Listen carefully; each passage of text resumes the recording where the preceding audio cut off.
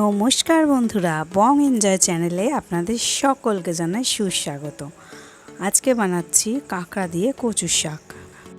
আগের দিন কিন্তু বানিয়েছিলাম পাঙাশ ট্যাংরা মাছের মাথা দিয়ে, আর আজকে দেখাচ্ছি কাঁকড়া দিয়ে। তো রেসিপিটা দেখতে থাকো কি কি লাগছে। ফার্স্টেই কড়ায় তেল গরম করে এর মধ্যে দিয়ে দিলাম গোটা জিরে আর গোটা তেজপাতা ফোড়ন।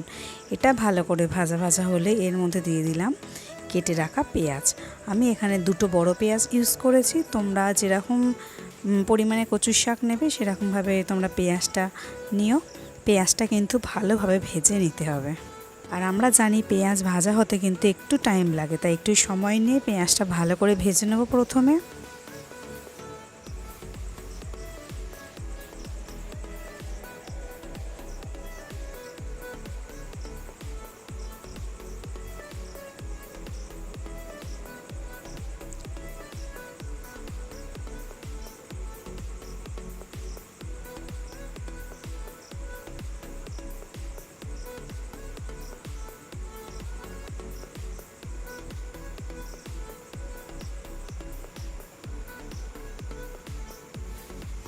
পেঁয়াজটা ভালো করে ভাজা হয়ে গেলে এর মধ্যে আমি অ্যাড করে দিচ্ছি আদা, রসুন, শুকনো লঙ্কা আর গোটা জিরের পেস্ট।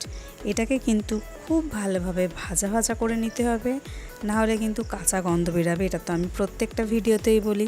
এতদিন তোমরা জেনেই গেছো যে কোনো মশলাই ভালোভাবে কষিয়ে ভেজে না নিলে তা থেকেই কিন্তু একটা কাঁচা গন্ধ বেরায়। মশলাটা আমি বেশ খানিকক্ষণ সময় নিয়ে ভালো করে কষিয়ে নেব।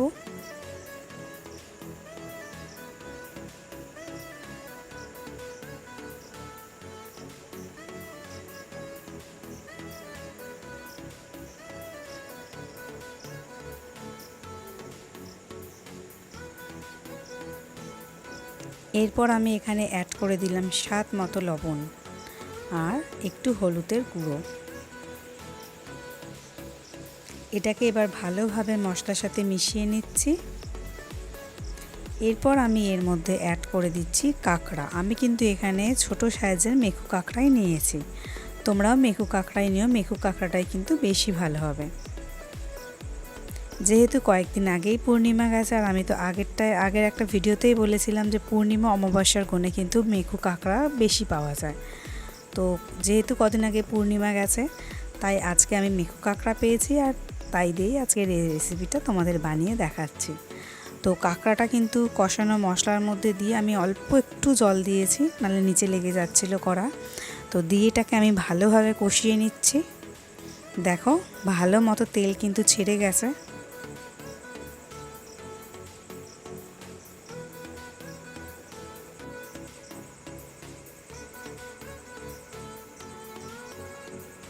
আমি কিন্তু কচু শাকটা প্রায় আধা ঘন্টা আগে সিদ্ধ করে একটা আলাদা জায়গায় জল ঝরানোর জন্য রেখে দিয়েছিলাম।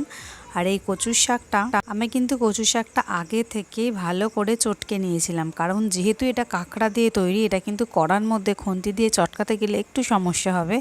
কাঁকড়াগুলো কিন্তু ভেঙে যাবে, আর কাঁকড়া ভেঙে গেলে কিন্তু একটুও ভালো লাগে না। তাই আমি কিন্তু কচু শাকটা আগে থেকেই চটকে নিয়ে তারপর এতে দিয়েছি।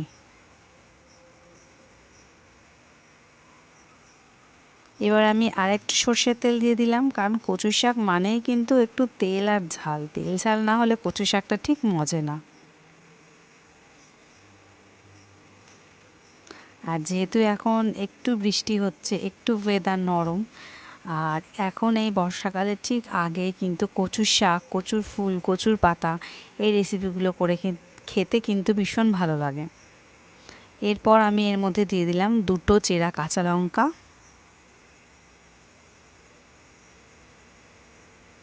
আর জানো তো বন্ধুরা, আমি কিন্তু প্রচণ্ড ঝাল খেতে খুবই ভালোবাসি। যার জন্য আমি যে কোনো রান্নায় কিন্তু ঝালের পরিমাণটা একটু বেশি রাখি। এরপর আমি এর মধ্যে অ্যাড করে দিলাম একটু মিষ্টি, মানে চিনি, কারণ কচুর শাক একটু মিষ্টি না হলে বড্ড বেমানান লাগে। তাই কচুর শাক কিন্তু মিষ্টি একটু হওয়াই চাই। তাই বলে কিন্তু খুব বেশি মিষ্টি না, পরিমাণ মতন, যে যার স্বাদ অনুসারে মিষ্টি দিও।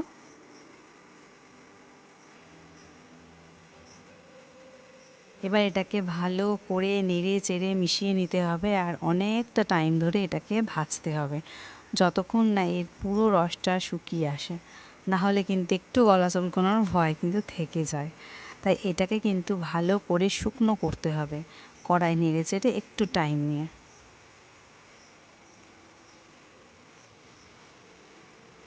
আর আমার ভিডিও কিন্তু তোমরা কেউ পুরোটা দেখছো না, সবাই হয়তো 1.5 মিনিট কি 2 মিনিট কি খুব বেশি হলে 2.5 মিনিট। তোমরা দয়া করে প্লিজ ভিডিওটা পুরোটা দেখো, পুরোটা না দেখলে কিন্তু তোমরা অনেক কিছু মিস করে যাচ্ছ। তো আমি অনুরোধ করব আমার ভিডিওটা পুরোটা দেখো। আর যদি আমার ভিডিওটা ভালো লাগে তাহলে অবশ্যই লাইক, শেয়ার, কমেন্ট করো। আর যারা আমার চ্যানেলে নতুন তারা কিন্তু অবশ্যই আমার চ্যানেলটা সাবস্ক্রাইব করে যাও। আমার ভিডিওটা যাদের যাদের ভালো লাগবে তারা অবশ্যই তাদের কাছের যারা মানুষ আছে তাদের কাছে শেয়ার করো, যাতে তারাও আমার রেসিপিগুলো দেখতে পারে।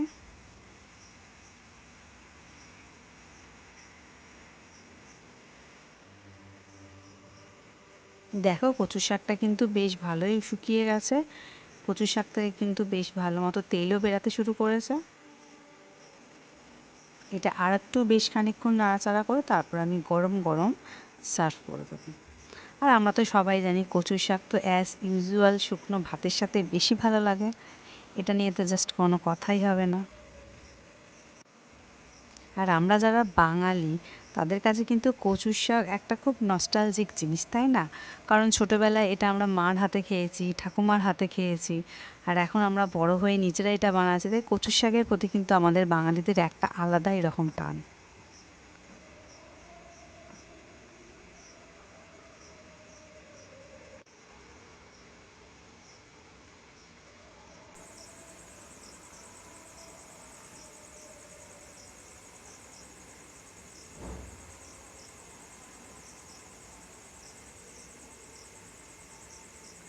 আমার কিন্তু এই রেসিপিগুলো তোমাদের সবার সাথে শেয়ার করতে বেশ ভালোই লাগছে।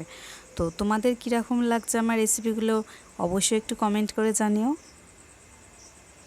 দেখো এটা পুরোটা রেডি হয়ে গেছে, এবার আমি এটাকে গরম গরম সার্ভ করে দিচ্ছি।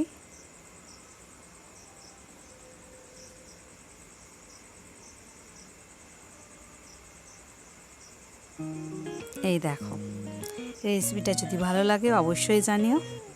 ধন্যবাদ।